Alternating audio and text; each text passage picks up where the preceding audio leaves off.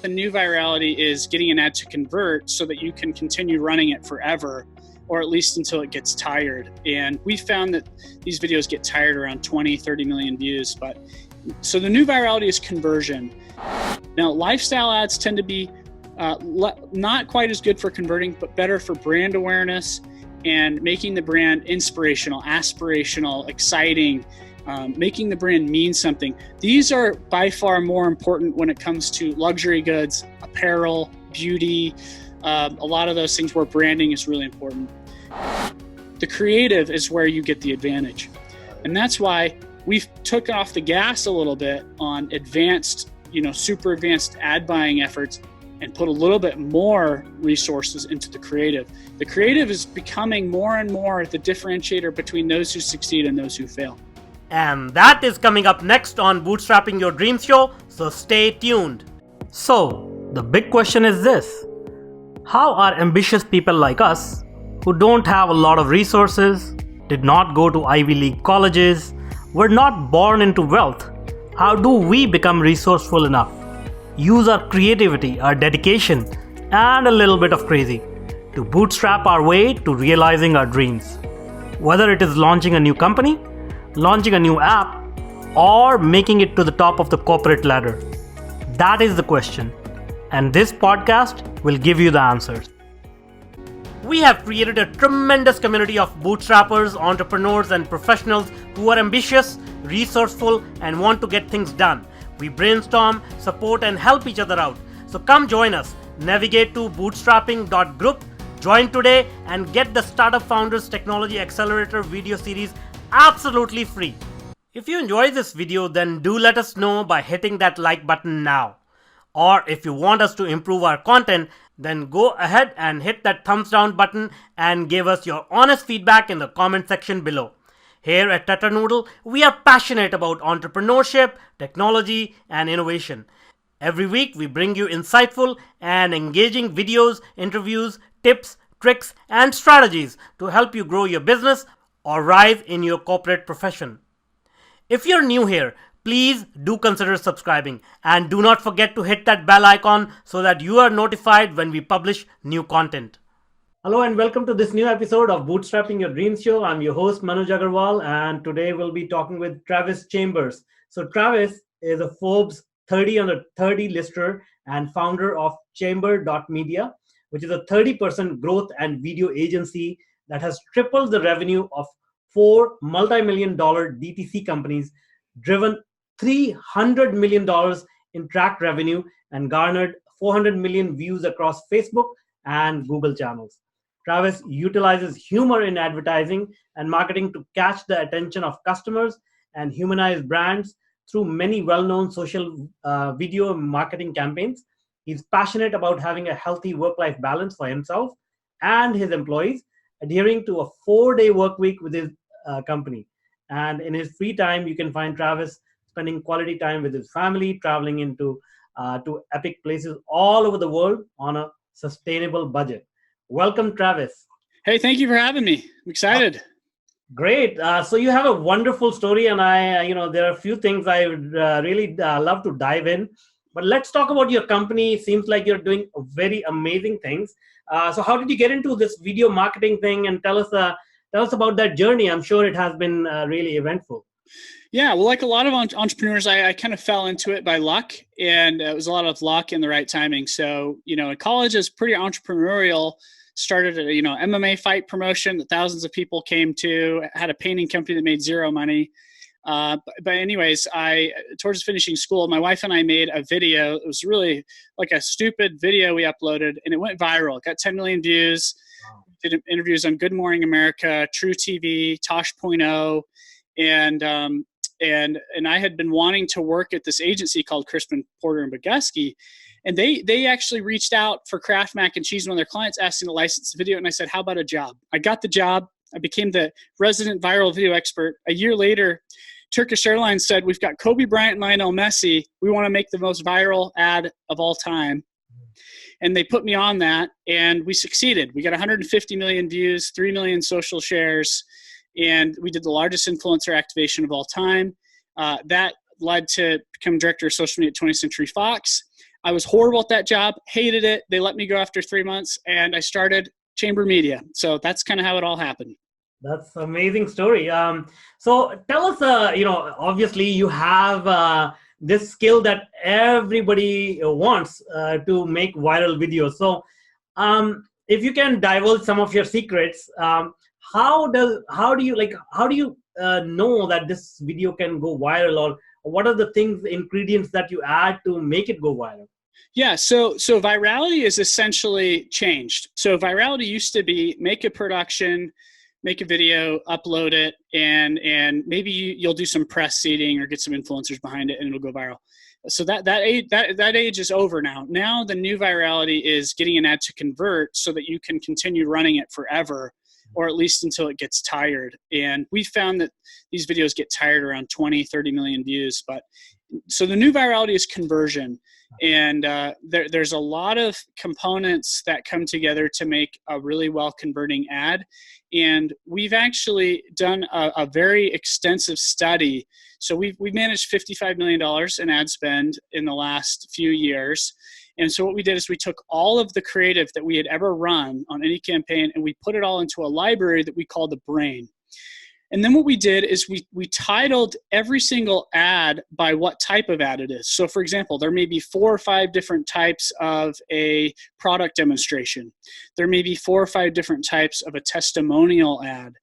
And so we categorized all these things and logged the performance that all of these ads got, and then did an analysis of the top performers. And what happened is we were basically able to conclude that there are 7 general categories of ads that seem to convert, and they all could be quite different in nature. And for some time, some people have thought that if you make a really good Dollar Shave Club video type video, ad, the 2 or 3 minute funny ad, but that's not always the case. Now, it's good to have that kind of ad, but it's not mandatory. And if you like, I could actually go into what those 7 types of ads are. Oh yeah, that'll be amazing. Yeah. Okay, great. Just pulling up my notes here. So we call these the 7 foundational ad categories. And 6 of these can be made on an iPhone in your basement for $0. And of course, the first one is the spokesperson anchor video. Now, even this can be made on an iPhone and made cheap. More often than not, though, these are the viral Dollar Shave Club style ads that people think of. That they tend to be a little more expensive to make. They tend to require a 2 or 3 minute long script. But those are really great. Those spokesperson ads are really good for what we call prospecting, which is introducing someone to your brand or product that has never heard of you before and getting them to stick around for a long time through entertainment, storytelling, and whatever. And we could talk, if we want, we could talk later about what components make a good anchor video. But the other six are product demos, social proof videos, closer ads, case study videos, lifestyle videos, and unboxing videos. Okay. And I can go through those really quick. So yeah. Product demonstration's pretty self-explanatory. Nice. You're showing the product, how it's used, you're demonstrating it. Now, it's very easy to explain, but there's dozens of ways to do this. The other one is a social proof ad. Now, a social proof ad is putting together a collage of press features, customer reviews, testimonials, online star review rating, literally anything you can that just shows credibility to what it is you're doing. And there's tons of different ways you can do those. You can even run raw testimonial ads in this category, which is very common to get good performance. We've had $100,000 anchor videos drive the same revenue at the same efficiency as an iPhone testimonial that a customer took at home. Wow. And it takes all types. This is what we found is the ideal ad structure for your creative is to have all 7 of these ads working. The fourth one is what we call closer ads. So closer ads are the high urgency low funnel ads. So these are people who've already heard of you. They've already seen ads. They're getting retargeted again. And this may include something that's overcoming objections. So are they worried about price? Are they worried about quality? Are they worried about shipping? You can also make ads that are built for people who are that are bouncing from the checkout cart, who were almost about to purchase, but then didn't. So you may serve them some kind of reminder, compelling ad. This also can include discounts. You can run a 10% discount at 7 days and a 15% discount at 15 days and whatnot. The fifth one is case study. Now, case study is if you've got anything that is concrete, scientific, logical, evidence-based, you could run this. Now, this may be some kind of like scientific test or side-by-side comparison to prove that this works better than something else. In skincare, it would be a before and after type thing.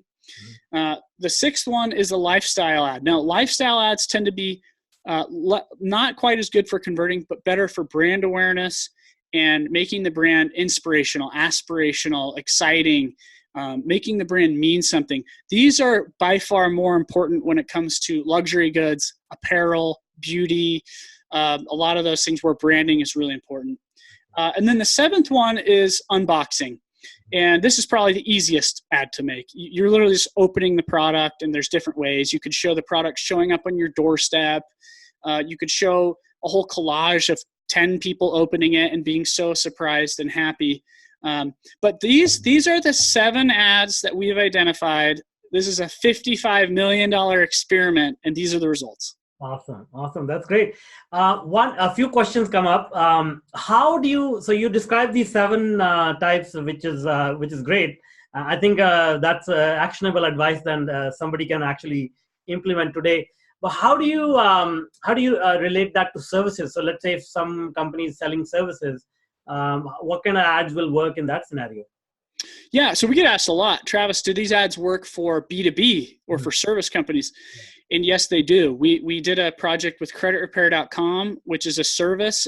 There's no tangible good there. And we were to drive over 10 million in revenue, and we brought their cost per lead from $250 down to $60. Now, keep in mind, this is a company that does $800 million a year. They've been around for over a decade. And we cut their lead cost by 20% with this approach. So that was with an anchor video, but we created overcoming objections. I can't say that we really created like a product demo. We did social proof ads. We did a case study. We did testimonials. I can't say we didn't do a lifestyle ad for this. That's a hard one to do. We didn't do an unboxing. But what we did do in a version of unboxing is we showed you how to purchase and how the process works. Very similar to an unboxing. And another good example actually is what we've done for ourselves at Chamber Media. So the highest return on ad spend, highest ROI campaign we have ever ran is for ourselves. And I'm glad that that's the case, because if it wasn't the case, then it'd be bad. But we at Chamber, we run 5,000 to 10,000 a month in ads ourselves, and that drives multiple 6 figures a month in revenue. Awesome. And so we made 2 of our own anchor videos, and then we run testimonials, and then we run samples of our work, which you could kind of consider an unboxing or product demo. And so we're running at least 4 or 5 ads out of these 7 ourselves, and getting over 1,000% return on ad spend for that. Awesome, that's great. And it seems like you're working with really reputed companies. These are amazing ads, videos which are performing well. But a lot of people in our audience, they are startup founders. They are early stage, or they are in some cases aspiring entrepreneurs, and they always there's always this notion that in order for us to make viral videos, it takes a lot of budget, and it's a high value production cost. So how much of that is true? Is it like you said that we can make a video with a phone, but there's a lot that goes behind it, make it funny, have actors and things of that nature, or how do you balance that cost versus the outcome? Yeah, that's a really good question. And by the way, these ads are not discriminate towards the size of business. Okay. So we took Nerd Skincare from 40,000 in lifetime revenue as a company to 4 million with this model. We've got quite a few cases where we took someone from very little revenue to a lot. Wow. And so it really comes down to studying the different ads that people are running. So here's where I recommend to start. If you don't have a budget to hire anyone to help you make commercials, you don't have a production budget, and if all you've got is your iPhone and your brother-in-law and your aunt, you can make these ads. And where you start is look up the Facebook ads library. Okay. Look up the Facebook ads library, and what you can do is you can search your competitor. So look at what your competitor is doing, or some leader in your space is doing with their ads. Then what you want to do is you want to see how many views those ads have. That will indicate fairly accurately if they're continuing to put a lot of money behind them. That means they're probably generally successful. So then you can imitate those ads. You can draw inspiration from them. So you could take these 7 categories that I just went over. You map out your 7 categories, and you do a brainstorm session. And you say, what kind of stuff can I shoot myself that fits into these categories? And maybe I'm drawing some inspiration too from what my competitors have done. And then it just becomes a matter of execution. Now, you can hire a videographer to help you, or you can try and do it yourself. Now, I've done this on the most stripped down scale. So I've got a friend who owns a treehouse village in the middle of the remote jungle in Dominican Republic. It's 3 hours away from the nearest airport. I see. He asked me to make a video, and I thought, I'm going to try and see if I can make something with zero cost that'll get a higher ROI. So my wife and I made a spokesperson anchor video style video with zero budget, shot on iPhone. She literally had iPhone headphones tucked up her shirt for audio. And I wrote the script in about 30 minutes in the taxi. Oh, wow. So we make this video, and within the first few $1,000s of ad spend, it starts getting a 4-to-1 return on ad spend. Wow. So scaled it up over many months to a $50,000 ad spend. It drove over $350,000 in revenue. And this destination had averaged below $300,000 a year in total revenue. So within a few months, we were able to drive a whole year of revenue. And the ad spend itself was self-perpetuating. So he didn't have to take $50,000 and plop it in. He took $5,000, which drove 15, 20, and then reinvested and kept it going. And so you may make some stuff that doesn't look good. You may make some stuff you're not proud of. It may even be just a selfie video that you take with the Clips app on your iPhone or whatever. But when you're just getting started, you can't try and be Nike. You got to just be you. And you got to go for the gut and try and figure out what works. Awesome. That's great. Once again, that's a very actionable advice. Thank you so much for sharing that. Now, the next step is, once you have the videos, as you said, you need to run ads, you need to understand how to analyze the data, how to optimize things. So that's another skill set you need, right? What do you do for that? Sorry, say again. What do you do for that? If you're self-managing, or how do you work with your clients? Do you provide that service yourself, or do they need to go find somebody who's expert in ads on their own? Yeah, so we've got a 5,000 film production studio. Over half our staff is shooting, writing, editing all day. We got a big psych wall with a permanent lighting setup, and we've got sound booths and editing bays. And so when someone comes to us, we can create these ads for them. Now, we've got anchor video projects that are 100,000 and up, but we've also got a $7,000 a month option. So if someone needs a batch of all these ads that they need help with creating them, $7,000 a month for 3 months, we'll create multiple variations. We can create 24 different assets. Okay. So we've got a program, basically in 3 months, you can get enough assets to probably run for a whole 6 months or a whole year off of that. Or if you're a big company and you've got internal ad buyers, we can be feeding them assets and stuff that they can be testing all the time.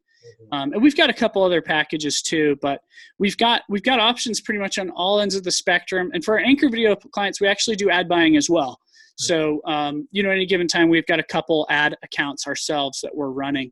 But we're trying to be the creative shop that helps people get the creative they need to get their ads to convert. Because what's really happened lately in the industry, especially with Facebook, is ads are getting more and more expensive because it's getting more saturated, more competitive. The other thing that's happening is the Facebook algorithm, the artificial intelligence AI algorithm is getting much more powerful and strong. So what's happening is you don't have to be as good of an ad buyer anymore to be successful. Facebook is doing more and more of the work for you. And what that means is the creative is where you get the advantage. And that's why we've took off the gas a little bit on advanced, super advanced ad buying efforts and put a little bit more resources into the creative. The creative is becoming more and more the differentiator between those who succeed and those who fail. Awesome. That's great. That's great. Now let's talk about your unique way of running the company, 4-day work week. So, many companies have tried it, and some of them were in news and everything. So how did you come up with this concept? How does it work? And tell us what kind of results did you achieve with this? Yeah, so kind of in our origin story, in the advertising industry, I was working 70 hours a week, and at that time I was having my first child, and my dad got Parkinson's disease after working for Monsanto his whole career. So he got exposed to Roundup, which he got. So his job literally gave him a terminal illness, and he had to retire and had a divorce. And so a lot of life changes happened all at the same time. So I was very distracted. I was very unable to perform at my optimal level.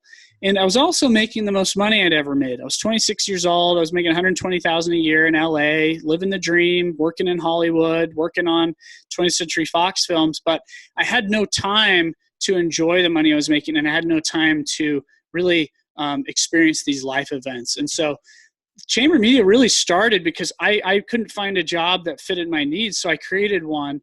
And so in doing that, we've tried to, and my partner has kind of a similar story, we've really tried to build a company and culture that doesn't make us hypocrites. Because what I've noticed as we've grown from 6 to 30 is the bigger the organization gets, the more faceless your people become, the more you get focused on your P&L, your profit and loss, the more focused you get on your processes, and the less focused you get on intimate relationships with the people you work with.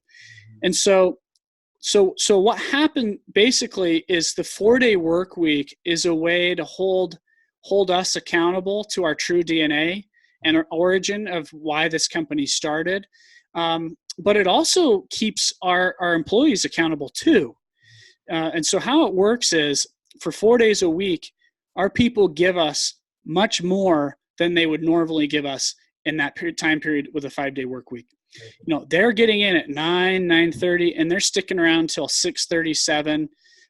If there's a deadline, they'll even stay later. And our people, they are just diving in, and the intensity is incredible because they know on Friday they can completely check out. So no matter how gassed out they are by Thursday night, they know they've got a 3-day weekend. And you know how it is when you're in corporate America, especially if you're a junior employee, you get 2 weeks vacation a year. When I hear 2 weeks vacation, I say, okay, a week is going to be gone for a family emergency, and another week is going to be gone for the flu. And basically, I'm a prisoner with no vacation. You can't do anything noteworthy in 2 days. So the 4-day work week, everybody knows on a weekly basis, I am entitled to a 3-day work weekend. I don't have to apply for it. Our people don't fall victim to the unlimited PTO, which is a horrible policy because what that really means is don't ever take time off. So people have this entitled, guaranteed time off, but on the other hand, they're willing to pay for that. They're willing to sacrifice by working harder those 4 days. And if someone comes and makes them an offer for more money, they basically have to evaluate, do I want to make more money and work more hours? Or would I rather make a little less and have the only thing that money can't buy, which is time? And no one's offering that. So so far, there's been almost no downsides to the 4-day work week. We've only seen upsides. Our people are more refreshed and they're more creative, and they're putting out better work than we've ever seen. And we've been doing this for 8 months, and we've been incredibly surprised how well it's turned out. Awesome. That's great. Well, that's a great experiment, and awesome results speak for themselves. So, anybody listening, they should listen to this advice and try it in their company and see what happens. Now, one more thing I want to talk to you about is your sense of adventure and travel. And you're traveling all over the world with sustainable budget. So it may be a personal thing, but maybe share a little bit about that. How do you do that? Maybe you can drop some value bombs there and help people who love to travel as well. Yeah, great. The thing that's really hard to do in the corporate world is really hard to travel. Mm-hmm. And what the trap that a lot of people get stuck in is, well, I'm going to work really hard, make a lot of money, then I'm going to travel. Mm-hmm. But it never happens. It doesn't happen for very many people, right? And I've been at this 6 years. I haven't had a $10 million exit, and that may never happen, right? I may just continue making a good income. And so whenever possible, I think it's good to try and get those experiences in now, because why do it when you're old and too tired to enjoy it? Exactly. Especially if you got kids, because once your kids get in middle school and high school, it's game over for 5 or 6 years. You can't go anywhere. You're locked down, right? So we have young kids, and we thought, well, let's get this going now. Let's have these experiences. And we've seen huge benefits in our relationship, being married. We've seen huge benefits with our kids, just being together, fully focused.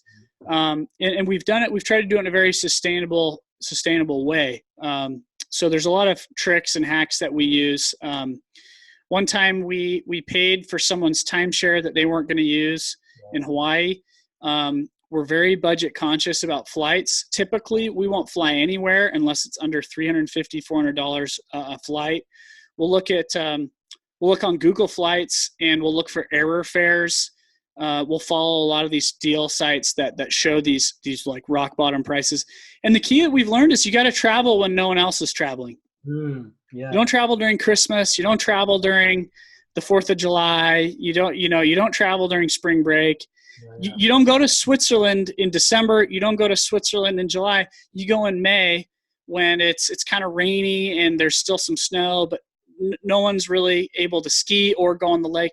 That's when you go. And a majority of our international flights have been under $400 or $500 a person. We've been to China, and so we've just found that if you work really hard at it and you provide a flexible schedule for yourself that allows that level of autonomy, you could save a lot of money. Because a lot of people in corporate jobs, they're going on vacation when everyone else is, so they got no options to save money. There's not even a possibility there. So that's been a really good trick for us. Awesome. That's great.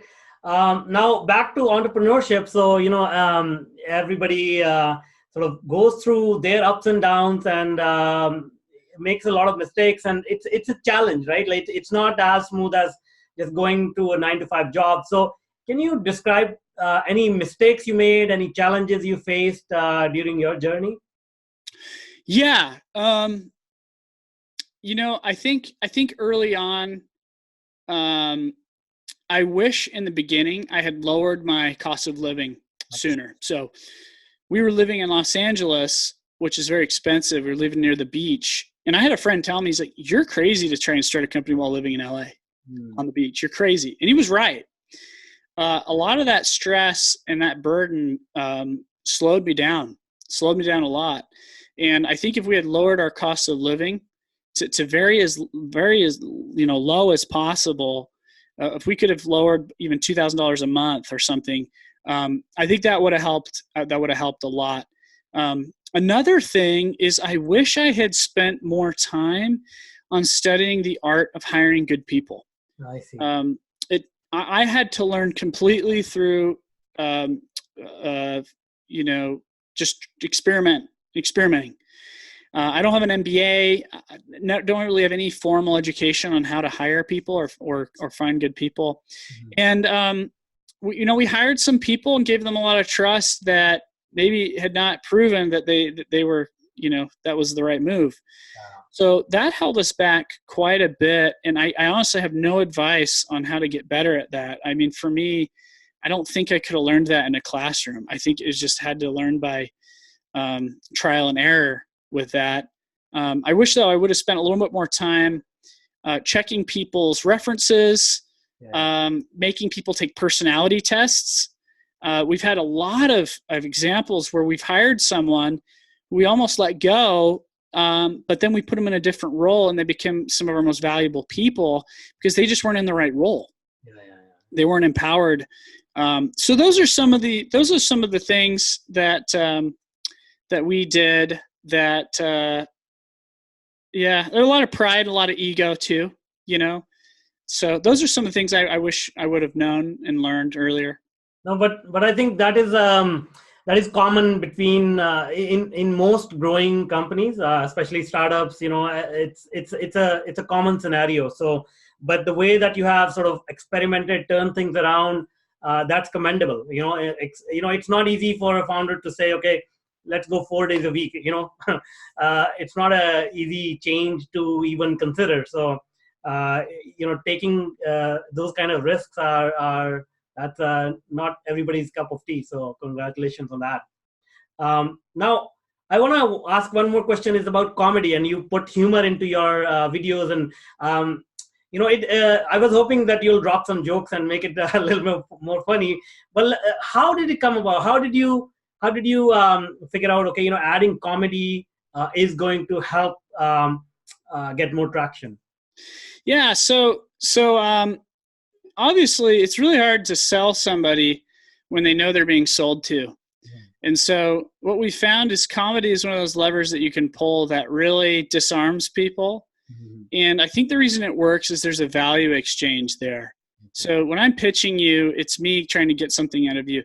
But if I can weave in some jokes and make it really entertaining and fun, well, now I'm providing value to you. Value in the way that going to the movies or watching Saturday Night Live would provide value to you. And so we've worked a lot with stand-up comedians, improv people. Cool. And I never was really funny. I mean, maybe I was funny in certain situations, but I really think that anyone could learn to be funny. Anyone can kind of gain that art. And it's taken years and years to try and learn that. There's a lot of mechanics to it. I don't think I could explain how to learn how to be funny. I don't think I could necessarily teach it, but I think it's an art of studying and just trying to do it. I mean, I will say, I think one of the most interesting exercises that anybody could do is to sit down and try to write a stand-up comedy sketch. I think I've tried that actually. It's a very interesting advice. Yeah, for sure. It's extremely difficult. Yeah. And very few people pull it off. I mean, all the actors in Hollywood say comedy is the most difficult art form. It's really easy to be serious or suspenseful or inspiring. It's really hard to be funny. So you caught me in a not funny mood today, I guess. No, it's okay. It's all good. I mean, that was my attempt at making a joke. But yeah, it has been a fascinating conversation. Video is the way to go, and it seems like you have figured out the magic behind it. So congratulations, and thanks a lot for coming onto the show, sharing your insights. Now, before I let you go, can you tell us how people can reach out to you? Yeah, so if you're interested in working with us, getting more information, www.chamber.media. So it's not Chambers Media, it's chamber.media. And then the other place is LinkedIn. I'm really active there, and I'm always putting out content there too. Well, thank you so much. Hey, thank you. And that's all for now. Until next time. Now, if you're an entrepreneur or a career professional, then I invite you to join our growing community. Navigate to bootstrapping.group. As a welcome bonus, you will get the Startup Founders Technology Accelerator video series and Mastering Your Inner Game video series absolutely free. This series of short videos address some core issues which are instrumental in helping you move forward in your business or career. The videos are yours to view and share for free. No obligations or strings attached, except for one. You have to take action and implement it. So join us today, navigate to bootstrapping.group. If you want more engaging videos and insightful interviews with industry's thought leaders, then check out the other videos we have picked for you. The link is right there. And if you want to be notified about our new content, please do consider subscribing to our channel.